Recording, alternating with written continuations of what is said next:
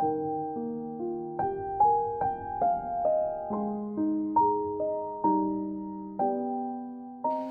우리에게 주시는 하나님의 말씀은 마태복음 6장 9절에서 13절까지의 말씀입니다. 마태복음 6장 9절에서 13절까지의 말씀, 제가 가진 성경 신약성경 8페이지에 있습니다. 우리 함께 한 목소리로 봉독하도록 하겠습니다. 그러므로 너희는 이렇게 기도하라. 하늘에 계신 우리 아버지여, 이름이 거룩히 여김을 받으시오며 나라가 임하시오며 뜻이 하늘에서 이루어진 것 같이 땅에서도 이루어지이다. 오늘 우리에게 일용할 양식을 주시옵고 우리가 우리에게 죄 지은 자를 사하여 준 것 같이 우리의 죄를 사하여 주시옵고 우리를 시험에 들게 하지 마시옵고 다만 악에서 구하시옵소서. 나라와 권세와 영광이 아버지께 영원히 있사옵나이다. 아멘. 할렐루야. 새벽을 깨우며 주님 전에 나와 말씀을 통해 하루를 시작하는 우리 모든 새벽 예배자들 가운데 하나님께서 주시는 놀라운 평강의 축복이 함께하기를 소망합니다. 오늘부터는 우리가 매일 새벽 이슬 기도의 시간에 함께 주기도문을 통해서 하나님께서 주시는 귀한 은혜를 나누고자 합니다.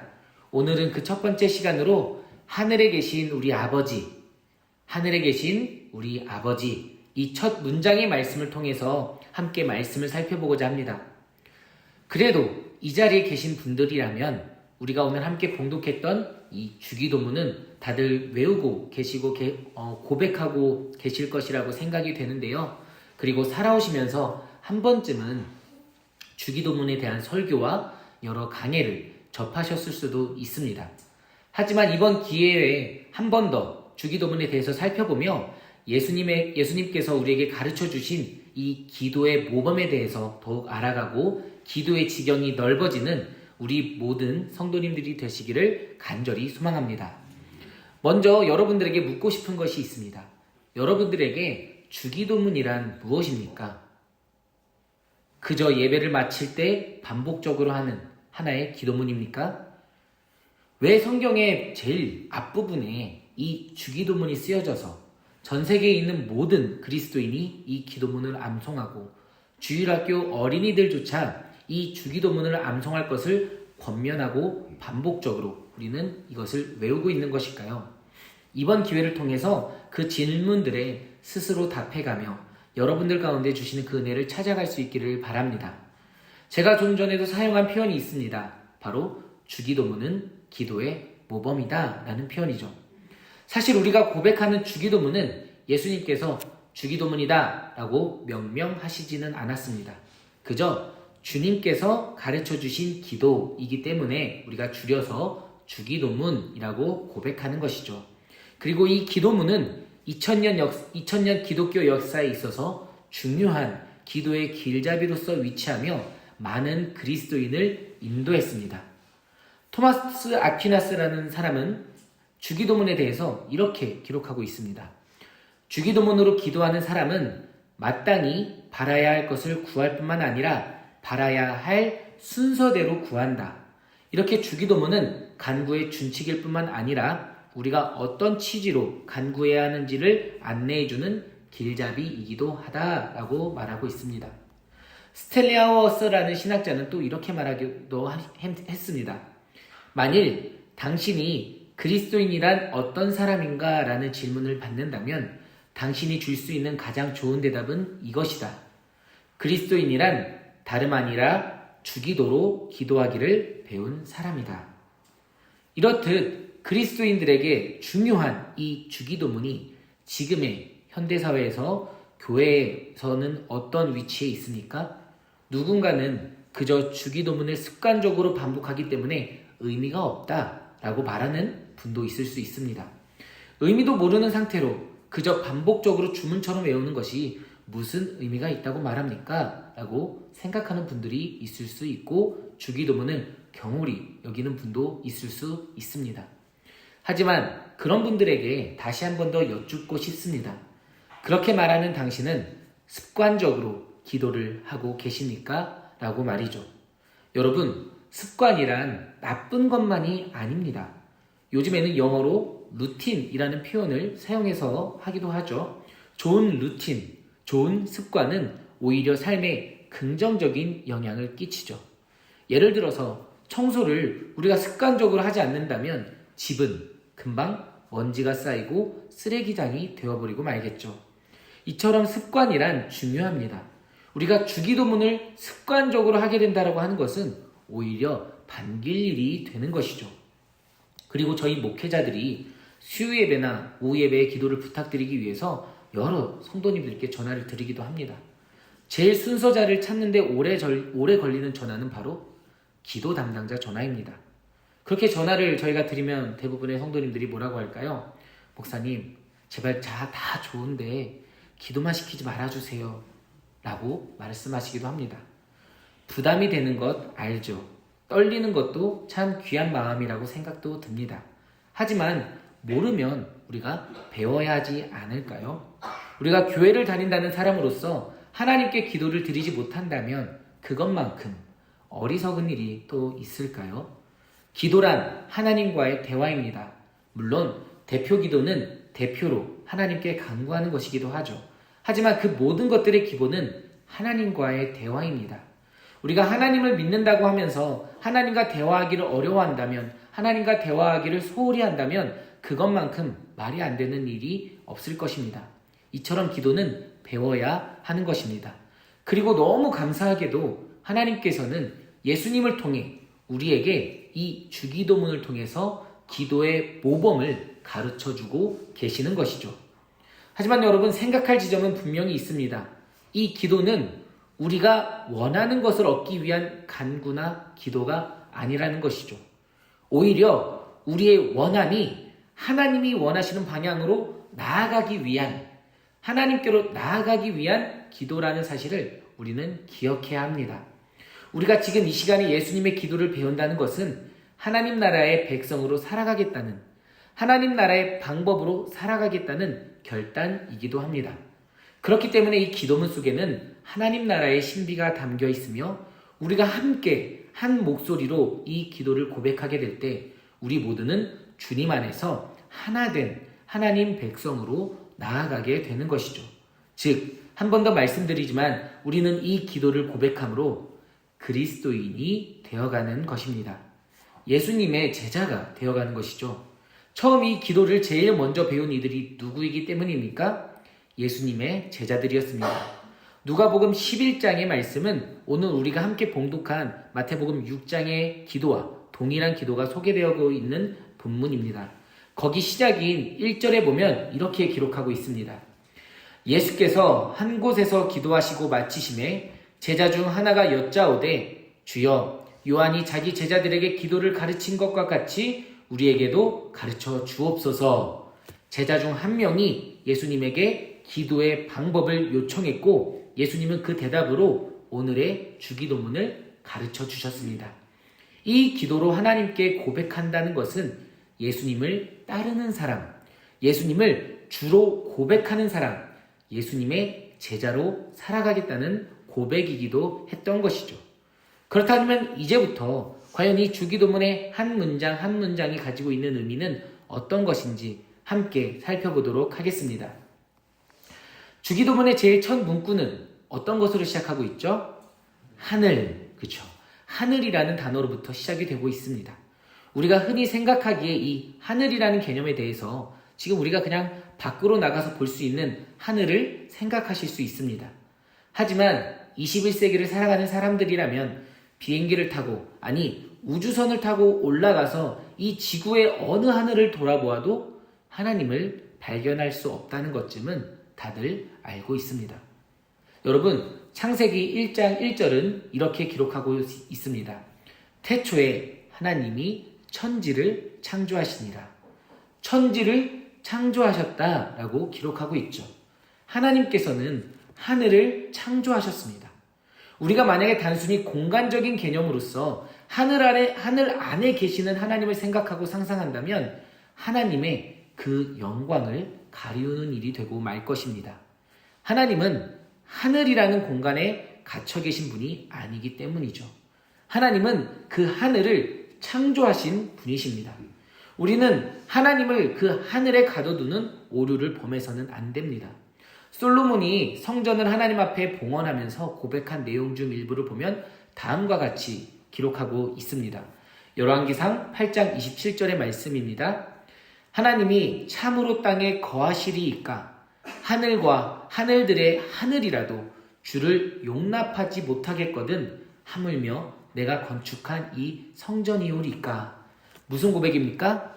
하늘의 하늘이라도 하나님을 모시기에는 턱없이 부족하다는 의미입니다. 그렇다면 여기서 말하는 하늘이란 대체 무슨 의미일까요? 이에 대해서 많은 신학자들이 의견을 내고 주장해 왔습니다.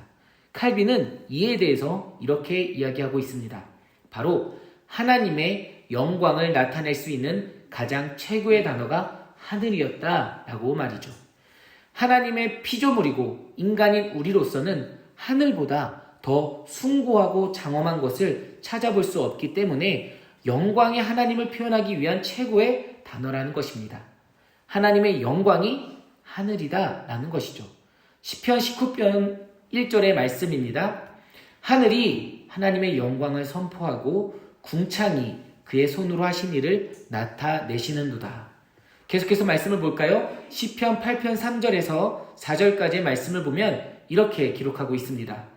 주의 손가락으로 만드신 주의 하늘과 주께서 베풀어 두신 달과 별들을 내가 보오니 사람이 무엇이기에 주께서 그를 생각하시며 인자가 무엇이기에 주께서 그를 돌보시나이까. 즉, 이 시편 기자의 고백들을 통해서 살펴볼 수 있는 것은 정말 하나님이 저 하늘 위에 계시다는 의미가 아니라 하늘을 바라보니 하나님의 임재를 느낄 수 있다. 하나님의 영광을 바라볼 수 있다라는 의미입니다. 계속해서 칼빈은 말하죠. 그러므로 이는 마치 하나님은 한량없이 위대하고 높으신 분이요 불가해한 본질을 지닌 분이며 한없는 능력을 지니셨고 영원히 불변하시는 분이라고 말하는 것과 마찬가지다 라고 말하고 있습니다. 또 한 가지 우리가 살펴볼 수 있는 부분은 바로 하늘은 하나님이 다스리시는 통치 영역이라는 의미로 바라볼 수 있습니다. 우리가 흔히 알고 있는 마태복음에서의 하늘나라, 즉 천국에 대한 번역으로 인해서 우리에게 하늘이란 정말 구름이 가득하고 저 하늘 위 어딘가에 있는 나라가 바로 하늘나라다라는 이미지가 많이 각인된 것도 사실이기도 합니다. 하지만 마태복음의 저자인 마태가 하늘나라라고 기록할 수밖에 없었던 이유에 대해서도 우리는 살펴봐야 하죠. 마태복음의 헬라어 원어 성경들을 살펴보면 하늘나라라고 기록하고 있는 것을 우리는 확인할 수 있는데요. 그 이유는 바로 하나님이라는 그 거룩한 단어를 감히 사용할 수 없었기 때문에 마태복음이 유대적인 관점에서 많이 기록된 성경이라서 하늘나라라는 단어로 대체해서 사용을 했던 것입니다. 그리고 그 표현으로 인해서 이런 오해들이 생기게 된 것이죠. 하지만 다른 성경들을 살펴본다면 하늘나라라는 표현이 아닌 하나님 나라라는 표현을 사용하고 있는 것을 확인할 수 있게 됩니다. 누가복음 11장 20절의 말씀에 보면 이렇게 기록하고 있는 것을 우리는 확인할 수 있죠. 그러나 내가 만일 하나님의 손을 힘입어 귀신을 쫓아낸다면 하나님의 나라가 이미 너희에게 임하였느니라. 하나님의 나라가 이미 임하였다. 즉 하나님의 통치하심, 하나님의 역사하심, 하나님의 섭리, 하나님의 치유, 하나님의 그 놀라운 질서가 임했다라는 의미가 되기도 하는 것이죠. 또 누가복음 17장 20절에서 21절에 보면 이렇게 기록하고 있습니다. 바리새인들이 하나님의 나라가 어느 때에 임하나이까 묻거늘 예수께서 대답하여 이르시되 하나님의 나라는 볼 수 있게 임하는 것이 아니요 또 여기 있다 저기 있다고도 못하리니 하나님의 나라는 너희 안에 있느니라. 새 번역에서는 너희 안에 있느니라가 너희 가운데에 있다 라고 번역하고 있습니다. 바리새인 안에 하나님의 나라가 임했다? 이상하죠. 비록 이 말을 바리새인들에게 하고 계시지만 그 앞에는 분명히 제자들도 있었을 것입니다.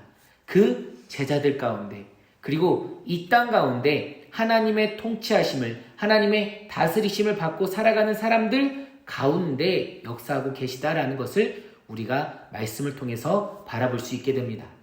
정리해 본다면 하늘에 계심이라는 문장의 의미는 하나님의 표현할 수 없는 영광을 우리 인간이 정말 최대로 생각할 수 있는 것에서 가장 영광스럽고 가장 하나님을 표현할 수 있는 것으로 그 최대치로 고백을 한 것이며, 하나님의 통치하심이 거하는 나라로 우리가 바라볼 수 있게 되는 것이죠.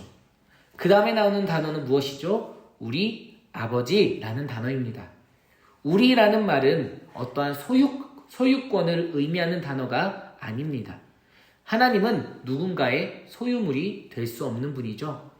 우리라는 말은 지금 다들 짐작하고 계시듯이 개인으로서가 아니라 교회로서 기도하라고 우리에게 말씀하고 계시는 것입니다. 이에 대해서 스탠리 하우어스는 이렇게 말하고 있습니다. 우리라는 말은 우리가 친구들 없이 기도할 수 없다는 사실을 상기시켜준다. 기도 습관은 오직 다른 이들과의 우정을 통해서만 얻을 수 있다. 그렇다면 여기서 말하는 친구는 누구일까요? 물론 우리와 함께하는 성도님들이 우리의 친구들이라는 사실은 변하지 않을 것입니다.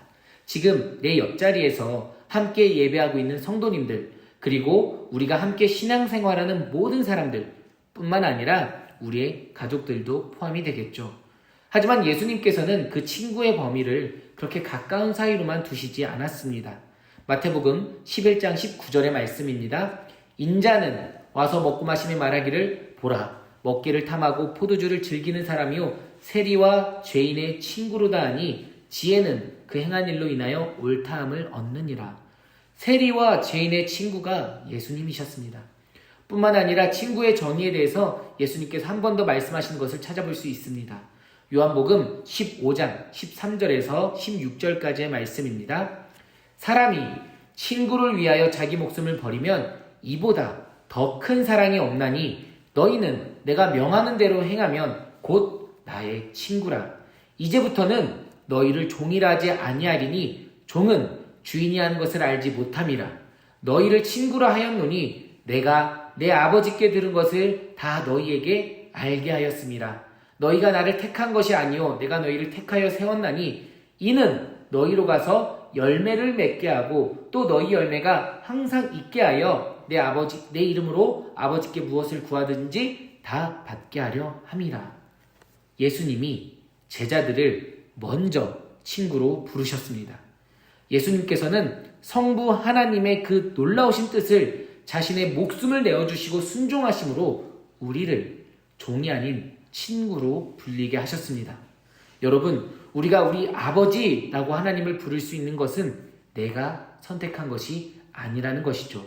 전적인 하나님의 선택이자 은혜인 것입니다. 그리고 오늘 이 말씀 속에서도 나와 있듯이 예수님은 우리에게 이 열매를 맺게 하라고 명령하고 계십니다. 이 말은 우리로 하여금 다른 사람 또한 예수님의 친구로 부르심을 받는 사명을 받게 되었다는 것이죠. 즉 우리의 생명을 내어주며 예수님께로 다른 누군가를 돌아오게 하는 것, 그것이 참된 친구이고 참된 사랑임을 우리에게 알려주고 계십니다. 여러분, 종교개혁이 진행되면서 주장된 여러 신학적인 주장들 가운데 하나가 바로 만인 제사장론이 있습니다. 모두가 하나님의 제사장이 되어서 누군가를 거치지 않아도 하나님께로 나아갈 수 있게 되었다, 하나님을 예배할 수 있게 되었다라는 것을 의미하면서 종교개혁 당시에 로마 카톨릭에 맞서는 아주 중요한 주장이었습니다. 그런데 후스토 곤잘레스라는 신학자는 여기에 한 가지를 더 덧붙여서 이야기하고 있습니다. 제사장의 주 역할은 백성을 하나님의 임재 앞으로 데려가는 일이다. 이 만인 제사장론은 단순히 우리 각 사람이 자기 자신의 제사장이라는 뜻이 아니라 무엇보다도 우리 모두가 모든 다른 사람을 위한 제사장이라는 뜻이다. 그리고 동시에 모든 신자가 함께 온 세상을 위한 제사장이라는 뜻이다. 이해가 가시나요? 우리 모두가 제사장으로 부르심을 받았는데 그 제사장의 역할은 나만 하나님 앞에 예배드리고 끝이 아니라 다른 누군가를, 우리를 하나님께로 인도하여야 하는 사명을 받은 존재라는 겁니다. 그렇기 때문에 예수님께서도 나의 아버지라고 고백하지 않고 우리 아버지여 라는 것으로 기도를 가르쳐주고 계시는 것이죠. 여러분 생각해 보시기 바랍니다. 우리가 하나님을 믿게 된 것이 나 스스로만의 노력 때문입니까? 물론 여기 중에서는 혼자서 갑자기 교회를 다녀볼까 하면서 믿게 된 분도 있을 수 있습니다. 하지만 대부분은 누군가의 인도로, 누군가의 권유로, 누군가의 전도로, 누군가의 기도로 이 자리에서 하나님의 자녀가 된 권세를 누리고 있는 것이 아닌가요? 저 또한 모태신앙이지만 이 모태신앙이라는 것이 아버지, 어머니의 신앙이 없었다면 이 자리에 제가 서 있지 못한다는 것이죠. 그렇습니다. 우리는 모두 나 혼자가 아니라 우리라는 이름으로 기도해야 할 이유가 여기에 있는 것이죠. 이렇듯 여럿이 함께 모여 기도하며 서로를 바로잡아주며 서로를 용서하며 함께 분투하여 예수 그리스도를 따라가며 그분의 친구가 되는 삶, 그분의 제자가 되는 삶, 그분의 길이 우리의 길이 될 때까지 우리는 하나님 앞에 간구해야 하는 것입니다. 마지막으로 우리는 어떻게 하나님을 아버지라고 고백할 수 있게 된 것일까요? 먼저 이 관계는 우리와 하나님과의 관계가 아니라 무엇보다도 먼저 예수님과 하나님과의 관계를 말하는 것임을 우리는 기억해야 합니다. 다시 말해서 우리가 하나님을 아버지라고 부를 수 있게 된 것은 우리가 예수 그리스도를 하나님의 아들로 알게 되었기 때문이죠.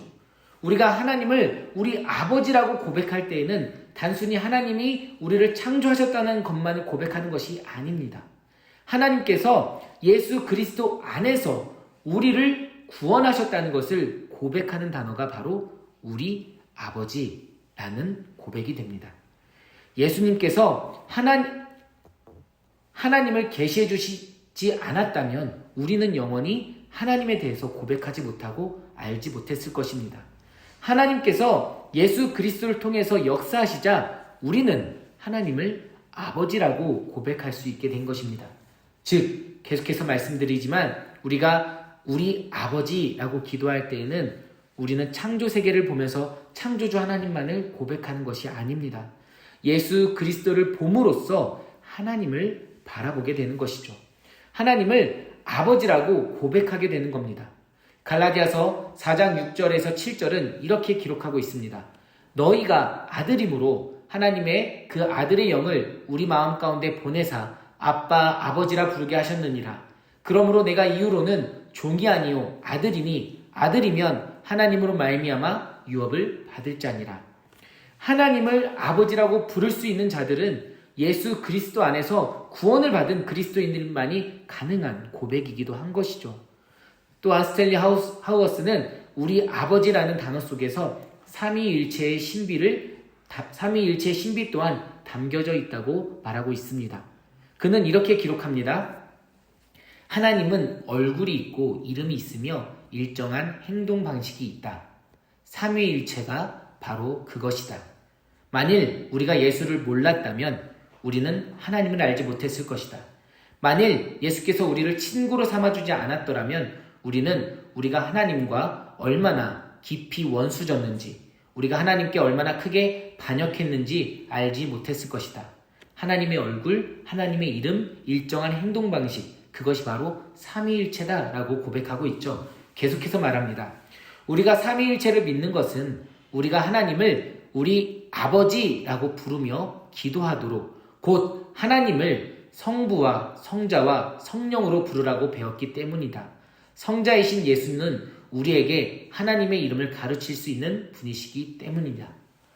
여러분 이렇듯 우리는 예수 그리스도를 우리의 구원자로 고백하기 때문에 하나님을 아버지라고 부를 수 있게 되었으며 그 구원은 나 혼자만의 구원이 아니라 온 인류를 향한 하나님의 구원하심의 역사임을 바라볼 수 있게 되기를 소망합니다. 또한 삼위일체의 그 관계 속에서 우리라는 이름을 가지고 기도할 수 있도록 하셨으며 나아가 그리스도를 믿는 온 인류, 지금의 시대뿐만이 아니라 전 시대를 초월하여 그리스도인이라는 이름으로 묶인 모두가 우리의 기도의 파트너이자 대상이자 중보자 그리고 기도의 친구가 되는 은혜를 누리게 되었습니다. 여러분, 그렇기 때문에 이 한 문장, 하늘에 계신 우리 아버지, 이 한 문장이 갖는 은혜, 그 파급력, 그 말할 수 없는 하나님의 사랑이 이곳에 담겨져 있는 것이 느껴지십니까? 저는 설교를 준비하다가 갑자기 이 소름이 돋으면서 알 수 없는 흥분감으로 사로잡히기도 했습니다. 이 사랑을, 이 은혜를 어떻게 표현할지 모르겠더라고요. 정말 하늘에 계시는 하나님께서 이 온 세상을 창조하시고 우리의 삶을 계획하고 지금도 세상의 죄악 가운데서 우리 한 명이라도 건지시기 위해서 일하시는 그 하나님께서 먼저 예수 그리스도를 통해 우리의 삶 가운데 찾아와 우리의 아버지가 되어주시고 우리의 구원자가 되어주셨다는 사실, 그리고 그 기쁨을, 그 은혜를, 그 사랑을 나 혼자만 누리는 것이 아니라 나와 함께하는 사랑하는 사람들, 그리고 우리 모든 성도님들, 나아가서는 이 세상의 모든 교회들과 먼저 믿음의 길을 걸어갔던 수많은 믿음의 선조들과 함께 누릴 수 있다는 것이 얼마나 큰 은혜이자 기쁨인지 저는 감히 표현할 수 없었습니다. 여러분, 이 세상을 창조하신 하나님께서 예수 그리스도를 통해 우리의 구원자가 되시고 아버지가 되어주셨습니다. 그리고 성령님을 통해서 우리를 지금 이 시간에도 이끄시며 그리고 우리 서로를 하나가 되게 하시며 하나님께로 나아가게 하십니다. 그렇기 때문에 주기도문은 나 혼자 고백할 때보다 우리가 함께 고백할 때 더 큰 의미를 가지게 되고 더 큰 힘을 주게 됩니다. 앞으로 이 주기도문을 고백할 때 이 부분을 더 마음속에 깊이 새기시며 하나님의 사랑을, 그리고 서로 함께하는 그 사랑을, 그리고 예수 그리스도의 사랑을 온 마음으로 누리며 살아갈 수 있게 되기를 간절히 소망합니다.